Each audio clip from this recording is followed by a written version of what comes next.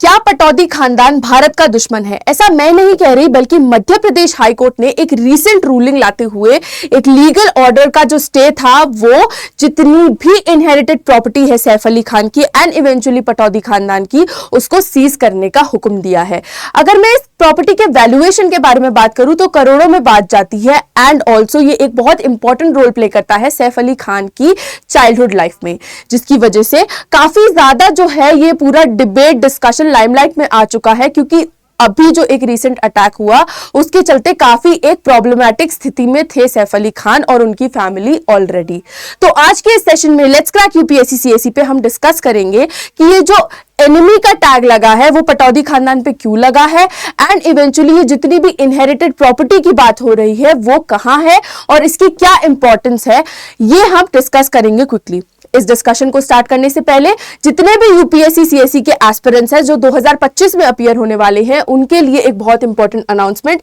कि ये crash course launch किया जा रहा है जो करीब 12,000 की प्राइसिंग पे आपको मिल रहा है। उसी के साथ साथ जो भी बच्चे 2026 और 27 को टारगेट कर रहे हैं उनके लिए यूपीएससी सीएसई अश्योर और फ्लैट 55% ऑफ का जो ऑफर था वो दोबारा से लाइव हो गया है। तो जितने भी बच्चे हैं जो 26 या 27 को टारगेट कर रहे हैं तो वो बिल्कुल अनअकैडमी के साथ जुड़ सकते हैं। कुछ टर्म्स एंड कंडीशंस बिल्कुल अप्लाई होती हैं इस पे, और उसी के साथ साथ जो हमारा प्लेटफॉर्म है वो एक ऑल इंडिया प्रीलिम्स का मॉक टेस्ट भी आप सबके लिए ऑर्गेनाइज कर रहा है, जिसमें आप असेस कर सकते हैं खुद को और पा सकते हैं ऑल इंडिया रैंक, जिसकी वजह से आप अपनी पोजीशनिंग जो है वो कंट्री लेवल पे जान पाएंगे। तो आप जल्दी से जल्दी जाके एनरोल कर सकते हैं, क्योंकि ये जो एग्जामिनेशन है वो 26 जनवरी को होने वाला है। सुबह 11 बजे से चालू होगा और 1 बजे तक चलेगा। तो फटाफट से जाके खुद को एनरोल कर लीजिए, क्योंकि ये एक बहुत ही वन टाइम अपॉर्चुनिटी है। अब देखते हैं कि ये जो पूरा केस है उसका बैकग्राउंड क्या है। तो बेसिकली मध्य प्रदेश हाईकोर्ट जो था उसने 2015 का स्टे हटाया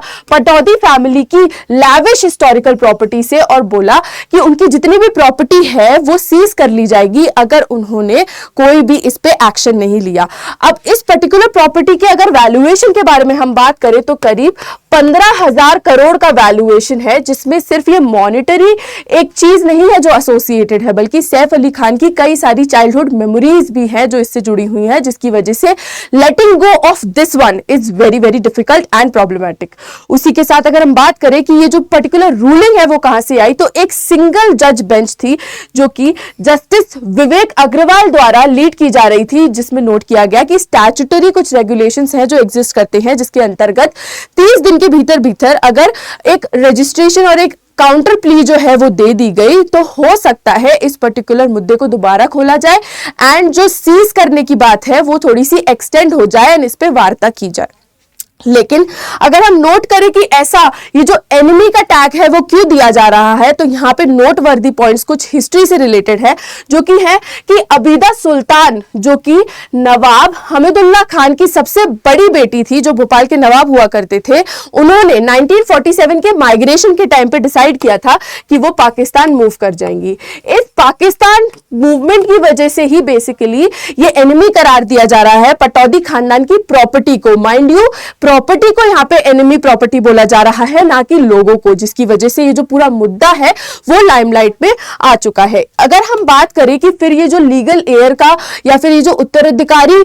घोषित किया गया सैफ अली खान को, वो कैसे किया गया, तो बेसिकली जो अबीदा सुल्तान की छोटी बहन थी जिनका नाम था साजिदा सुल्तान, उन्होंने डिसाइड किया था कि वो इंडिया में ही रहेंगी और उन्होंने शादी की थी नवाब इफ्तिकार अली खान पटौदी से, जिसकी वजह से जो लीगल एयर थी वो भी बन गई और उनके पोते होने के रिश्ते से, उनके ग्रैंडसन होने के रिश्ते से ये जो पूरी प्रॉपर्टी थी उसके कुछ पार्ट्स सैफ अली खान को भी मिले। अगर हम देखें कि डिस्प्यूटेड प्रॉपर्टी कौन कौन सी है, तो वो फ्लैग, स्टाफ हाउस, नूर उस सबा पैलेस, दर उस सलाम, bungalow of Habibi, Ahmedabad palace और कॉफिजा प्रॉपर्टी, ये सारी प्रॉपर्टीज बेसिकली सीज की जा सकती हैं, जिसके वैल्यूएशन के बारे में मैंने आपको ऑलरेडी शुरुआत में बता दिया। तो अगर हम देखें कि ये एनिमी प्रॉपर्टी एक्ट इस पूरी प्रॉपर्टी पे क्यों लग रहा है, तो उसका सोल रीजन ये है कि 1968 में डिसाइड किया गया था कि जो भी प्रॉपर्टी इंडिया पाकिस्तान के वॉर के टाइम पे या फिर इंडिया चाइना के वॉर के टाइम पे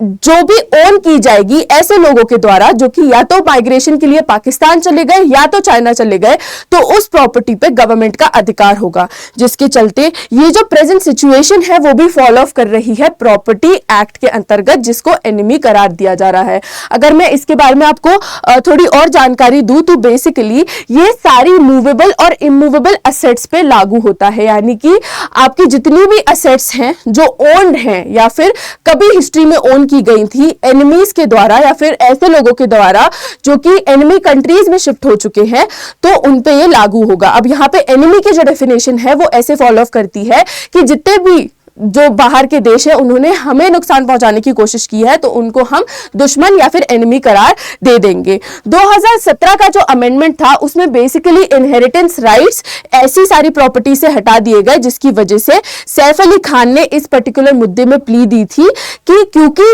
जो लीगल हेयर थे वो आफ्टर अ वाइल जो बहन इंडिया में रह गई थी उसके लिए रिकॉग्नाइज की गई थी, तो अगेन ये जो एनिमी प्रॉपर्टी एक्ट है वो इस पर नहीं लगना चाहिए। बट जो मध्य प्रदेश हाईकोर्ट ने उसने अपनी रूलिंग में कुछ और ही कहा। इसी के साथ साथ अगर हम देखें तो टोटल एनिमी प्रॉपर्टी जो आज तक रिपोर्टेड है वो 12,611 है, जिसका जो टोटल वैल्यूएशन है वो 1 लाख करोड़ से ऊपर का जाता है, जो अगेन गवर्नमेंट के पास आएगी अगर जो लीगल डिस्प्यूट्स हैं वो रिजॉल्व हो जाए तो। हालांकि इस पूरी सिचुएशन में अपील्स जो है वो अलाउड है, जिसके चलते कई सारे केसेस ऑनगोइंग हैं। तो दिस वाज अबाउट इट, ये जो पूरा डिस्कशन था वो यही था। अब देखते हैं आगे क्या होगा इस पर्टिकुलर केस के एस्पेक्ट में। क्या ये जो पूरी प्रॉपर्टी है वो सीज कर ली जाएगी या फिर ये वापस दे दी जाएगी पटौदी खानदान को, ये देखने वाली बात होगी। तो अगर ये जो पूरा डिस्कशन था वो आपको अच्छा लगा हो तो please do like, share, comment and subscribe to this channel let's crack UPSC CSE. And मेरे साथ जुड़ने के लिए आप इस पर्टिकुलर क्यूआर कोड को स्कैन कर सकते हैं जो कि आपको रीडायरेक्ट करेगा मेरे टेलीग्राम चैनल पे।